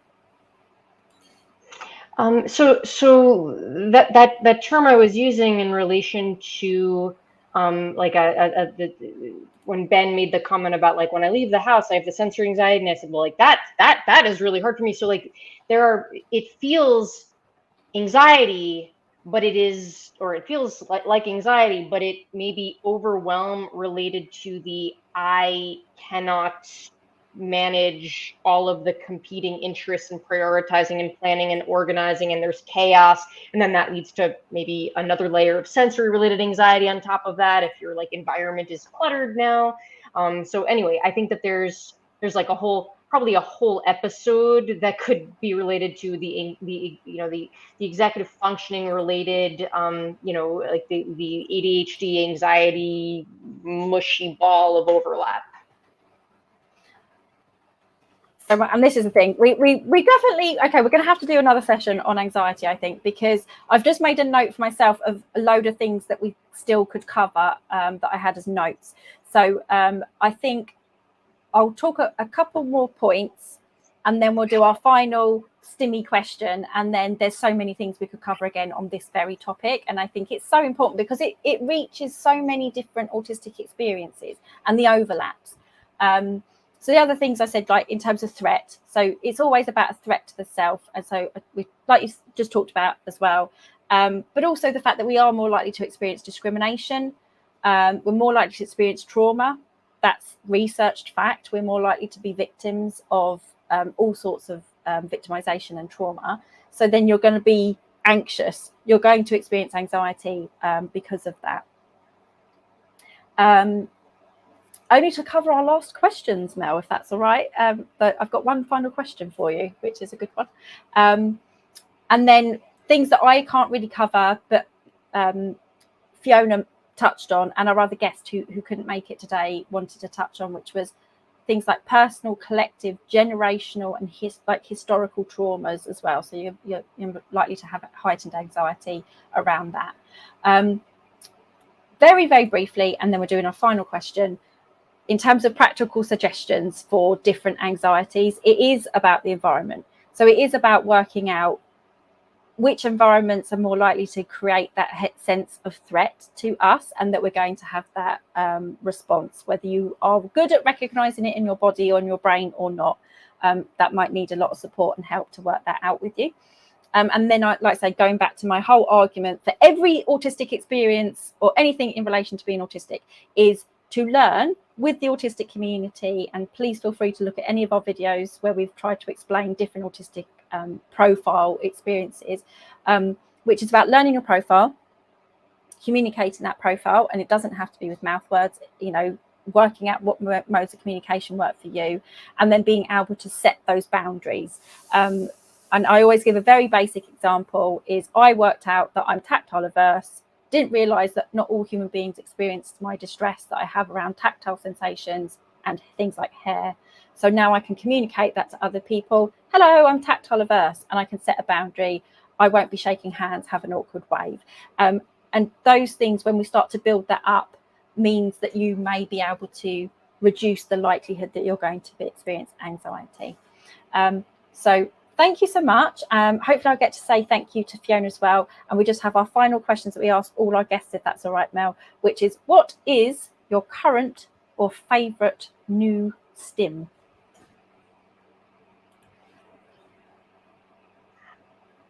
My current favorite STEM, which in retrospect has really always been my favorite STEM, is listening to the same song over and over and over and over and over. And that song may change like what it is, like song du jour or song of the week or something. But like that, recently I got a new, because I get distracted when the music is coming from my computer. I like can't work if it's too close to me. So now it's like, it's across the room. So it's like just so that, anyway, so that. Fantastic. And I have something similar in the sense of I get distracted if the music is coming from my computer, but I'm better if it's coming in my earbuds, because then I'm not getting distracted by lots of other noises and trying to focus on the music that's coming out the speakers of my PC. Does that make sense? So it's better if it's here. Fantastic. Lovely. Ben and Si, any new stims? No new stims? And our final question, the very important question. What is your favourite form of potato? Sweet potato, hands down. Sweet potato. Ben, you could take that as that they're referring to you. Yeah, sure. So Ben always hopes that the guest will just say, Ben is my favourite form of potato. And now, of course, I'm like replaying this. Like, how did I not see that? You set me up for that. That would have been so funny. How come I couldn't do it that way? Like, that's so. No, but I actually like the fact that it's sweet potato, because that could be Ben. Ben, are you going to accept sweet potato? Yes, he's like, yes, emphatically, I'm accepting sweet potato. And Si, you know when you're playing cricket with the lads, you hit a 6, but then it's the last ball and you need a replacement. So Ben waddles on and offers his spuds to be hit. Yeah, not that one. So Si likes to he's PDA. He likes to give us a good story about the type of potato that he likes. And there was a really long story recently about the potato that escapes the potato bag and like grows legs underneath the fridge and all this kind of stuff. It was amazing. Very, very detailed. Thank you then, everybody, ever so much. And obviously, thank you so much, Mel, and hopefully we will have more discussions around this. Fact of the week, bottled water has an expiry date. Go figure. Interesting. And for everybody, next week, we are covering life as an ADHDer, so an autistic person who also experiences ADHD. And that will be with our lovely Soph, and they're going to be talking to an Ashley Daniels. So that's what we're doing next week. Thank you, everyone, ever so much. We're going to do our outro music and see everyone next week. This is where we all awkward wave while Chloe finds the right button. Where is it? There it is. Okay.